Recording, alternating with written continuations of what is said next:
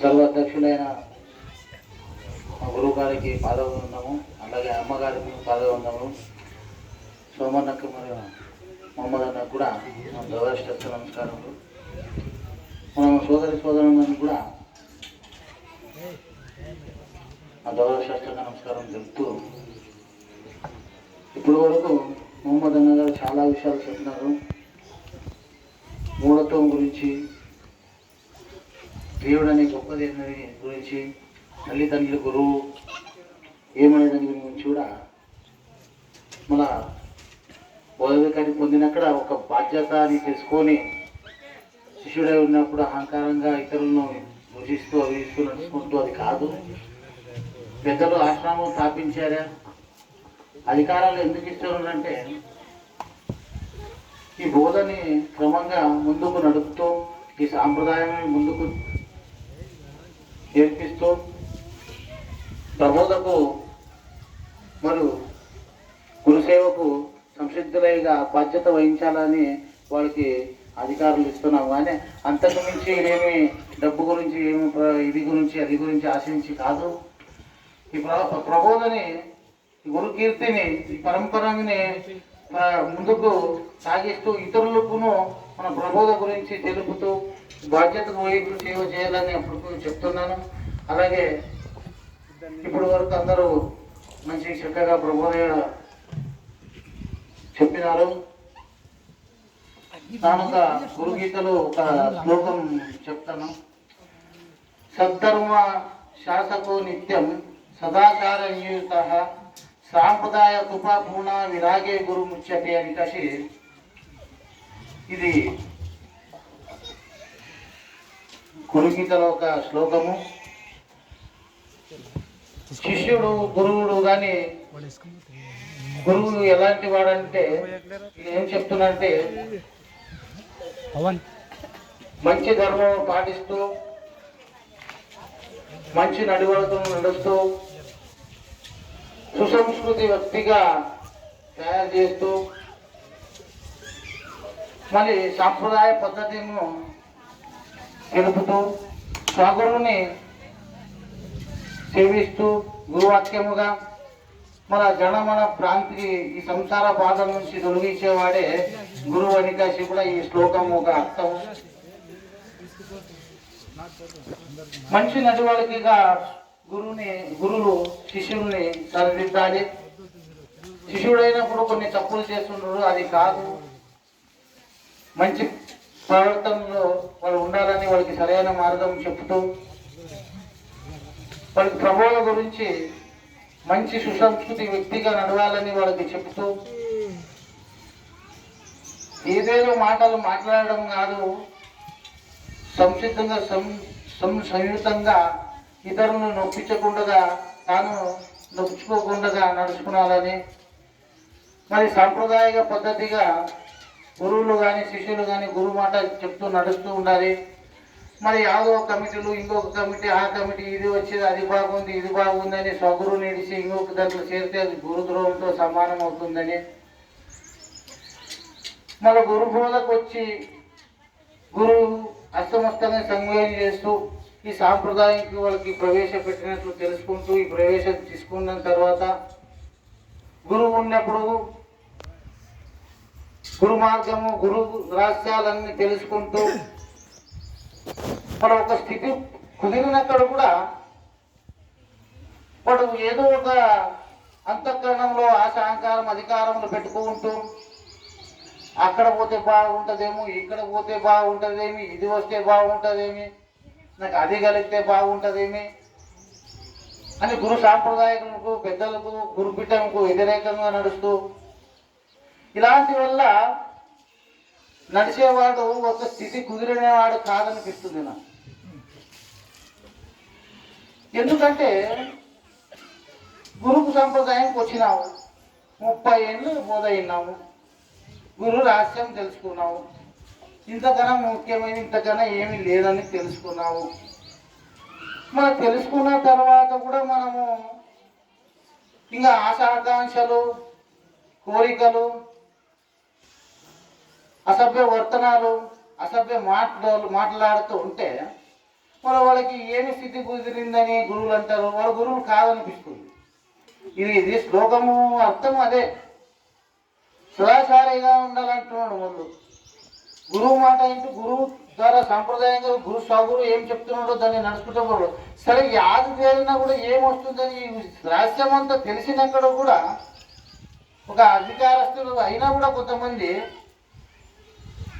ఏదో పొందాలి ఏదో చెందాలని గురువు అన్నవానికి కోరికలు ఉండాలంటాడు. ఇక్కడ మనం ఎందుకు కోరికలు ఉండాలంటే అసలు కోరిక అంటే ఏమి? ఒక ఆశ అనుకో. కోరిక అంటే అన్నీ వచ్చేస్తాయి.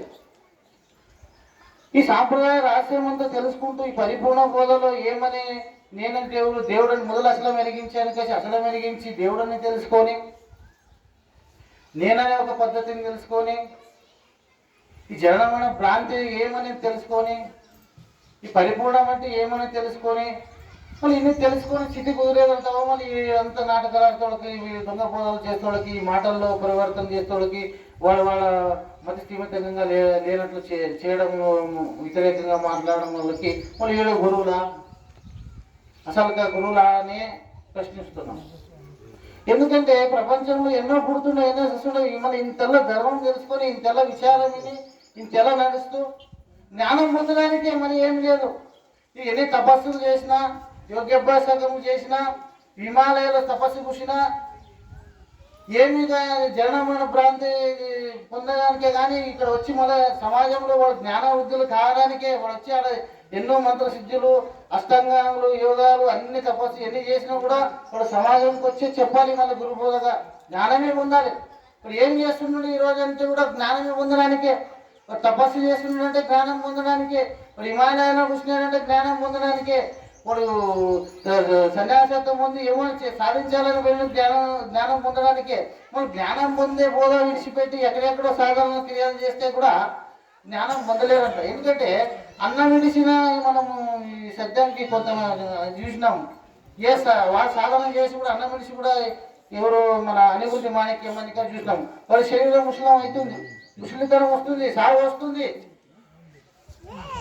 యదృశ్యం తన నష్టం అనేసి వేదవాక్యమే ఉంది. ఏదైతే పుడుతుందో అది చస్తుంది. ఈ సృష్టిలో ఏదైతే పుడుతుందో దానికి సావు ఖచ్చితంగా. నేను ఎన్నో సంవత్సరాలు ఉంటానంటే కూడా ఉండలేదు. నీకు ఎప్పుడు పుట్టినావో నీ సావు తన ఎముకనే రాసి ఉంటుంది. సిద్ధాంతం ప్రకారం కూడా కానీ కొంతమంది 20 ఏళ్ళకి చావచ్చు, 40 ఏళ్ళకి చావచ్చు, 60 ఏళ్ళకి చావచ్చు, కొంతమంది 100 ఏళ్ళకి చావచ్చు, కొంచెం ఆరోగ్యంగా ఓడ్చుకుంటూ ఇంకా కొన్ని రోజులు ఎక్కువ బతకొచ్చు. కానీ సావు మాత్రం నిశ్చితం. ఆ సావు నిశ్చితం అయినప్పుడు కూడా తెలుసుకున్నా కూడా మనం ఏం చేస్తున్నాము? మంచి పరివర్తన లేకుంటే మన గురువు అని కాదు కదా. ఇంకా రామకృష్ణ సాధనలు వద్దని చేసి కూడా రామకృష్ణ పరమాత్మ ఒక శిష్యుడు 12 ఏళ్ళు తపస్సు బట్టి ఊపిరితిత్తులు బట్టి ముక్కు అభ్యాసం చేస్తూ 12 ఏళ్ళు కష్టపడుతూ నీళ్ళ మీద నడుస్తూ 12 ఏళ్ళలో గురువుకి మెచ్చించాలి, నన్ను అది నేర్చినాను ఇది నేర్చినానని రామకృష్ణ పరమాత్మ తోలుకొని వచ్చి అది 12 ఏళ్ళ సాధన చేసి నీళ్ళ మీద నడిచినాడంట. ఆయన మకం చెప్తున్నాడ. మళ్ళా వస్తుందంట, ఏ దాపా నన్ను చూడు నన్ను ఇంత సాధన చేసినాను, నీళ్ళ మీద నడుస్తున్నానంటే ఆయన మళ్ళీ మకం చెప్తున్నట్ట. ఏమో మళ్ళీ నన్ను ఇంత సాధన చేసినాను, మళ్ళీ నన్ను ఇంత మెచ్చేయాలనుకున్నానంటే ఆయన అన్నట, సాధన అంటే ఈ సాధనాల వల్ల ఈ అద్భుత విద్య నేర్చుకున్నారా? 60 ఎక్కితే అవతలకి ఇస్తుండే, 60 ఎక్కితే ఇతలకి ఇస్తుండే, 12 ఏళ్ళు వేస్ట్ చేసేవి, 12 ఏళ్ళు జ్ఞానం బోధన తెలుసుకున్నాక వేస్ట్ చేసి అని కలిసి ఆయనకంటే అప్పుడు రామకృష్ణ పరమహంసుడు ఈ మాటలు చెప్తే శిష్యుడు మరి జ్ఞానం అంటే ఏమి, ఏ రీతి ఉంటుంది అని మన గురువు ద్వారా కనుక్కునేంత.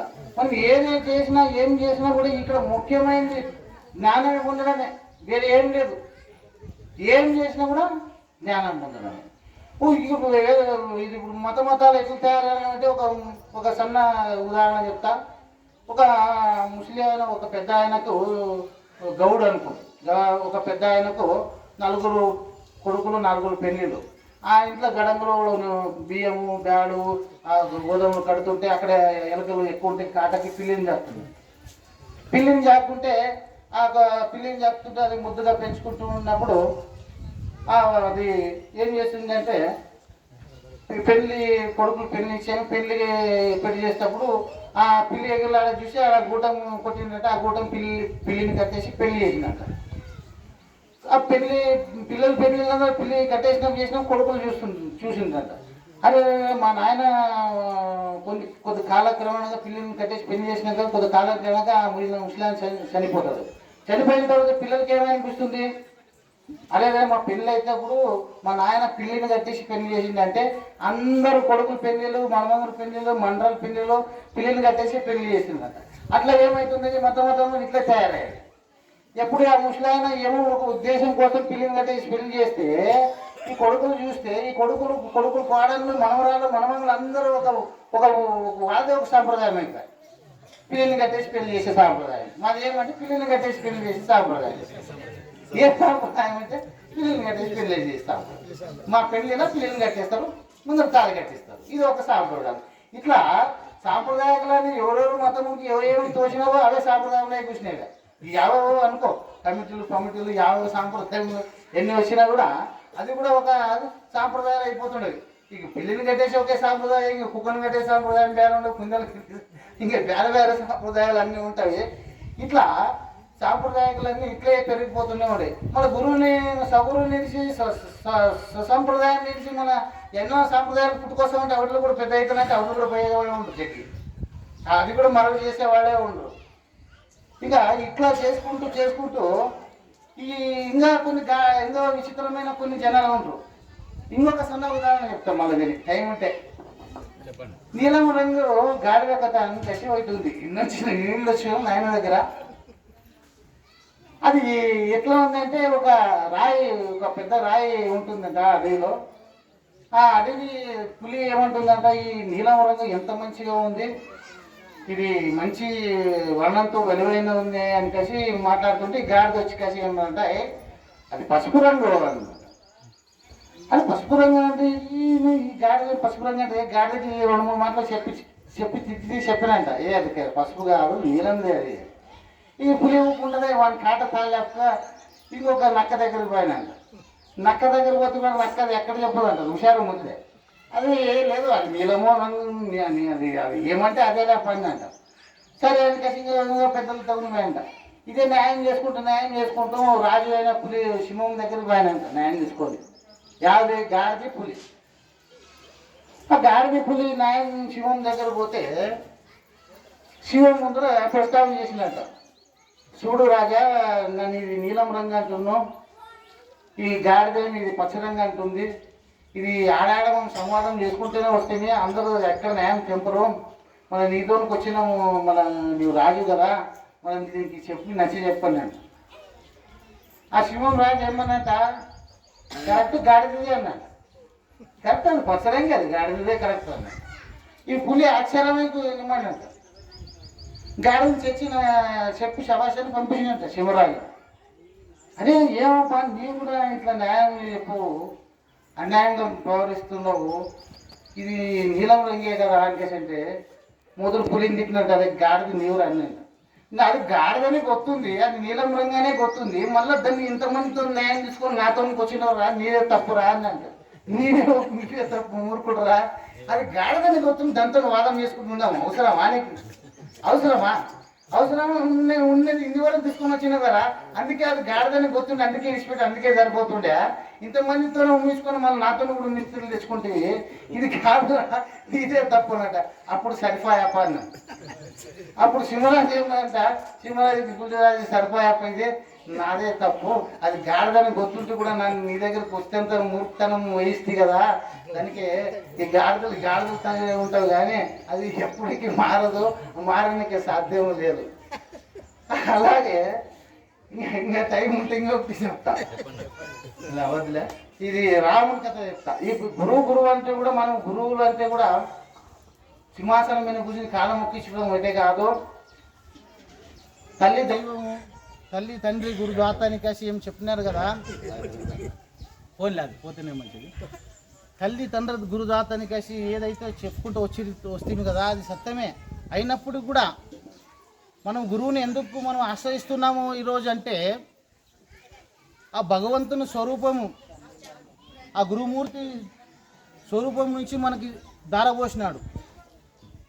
గురుమాల మంత్రం ద్వాదశి షోడశి చెప్పుతూ, ఆ గురు రహస్యమును చెప్పుతూ, జనమన భ్రాంతి రహితముకి ఏం కారణమని చెప్తూ, ఈ ఎరుకని ఇడిస్తే పరిపూర్ణము నిత్యం, సత్యమైంది పరిపూర్ణము, లేనిది ఎరుకని కసి ఆయనతో వింటూ, జనమన భ్రాంతిని ఎలా తొలగించుకోవాలా, ఎరకని తెలుసుకుంటూ, ఆ ఎరక ద్వారానే ఎరకని విడిపించే విధానం తెలుస్తూ, ఆ లాస్ట్కి ఎరకని ఇడవమని చెప్పినారు. కానీ ఆ గురు ద్వారా మనకి భగవంతుడు అంటే ఎవరు, ఈ సృష్టి విధానం అంటే ఏమి, నేనంటే ఏమి, ఈ పరిపూర్ణం అంటే ఏమి, ఈ జన్మరహితం కారణమైన భగవంతుడని ఆ మూర్తి ద్వారా వచ్చి చెప్పిన దానికే మనం ఆ గురువుని మనము దైవంగాను సర్వంగా గురువుగా శక్తిగాను ఆయనను మనం స్వీకరిస్తున్నాము.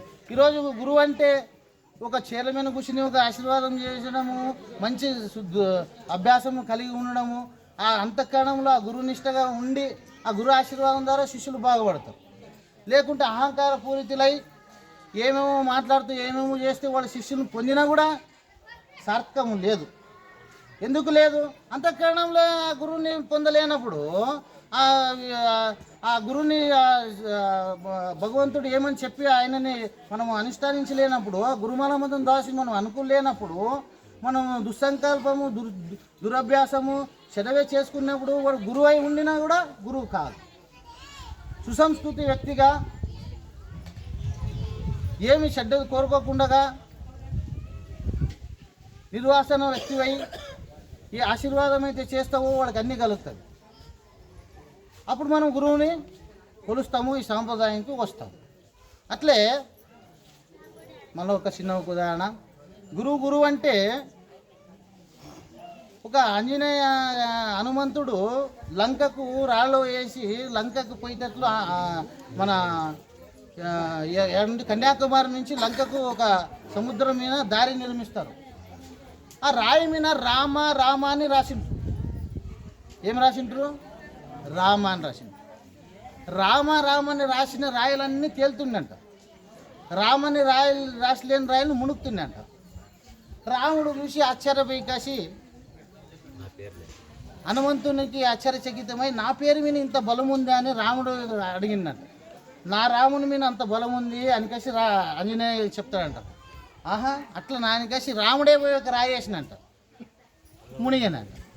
అదే నా రాము అని పేరు మీద రాయలేస్తుంది, రాముడి పేరు మీద రాయలేస్తే స్వయంగా రాముడు నేనే రాయేస్తే మునుగుతాడు కదా.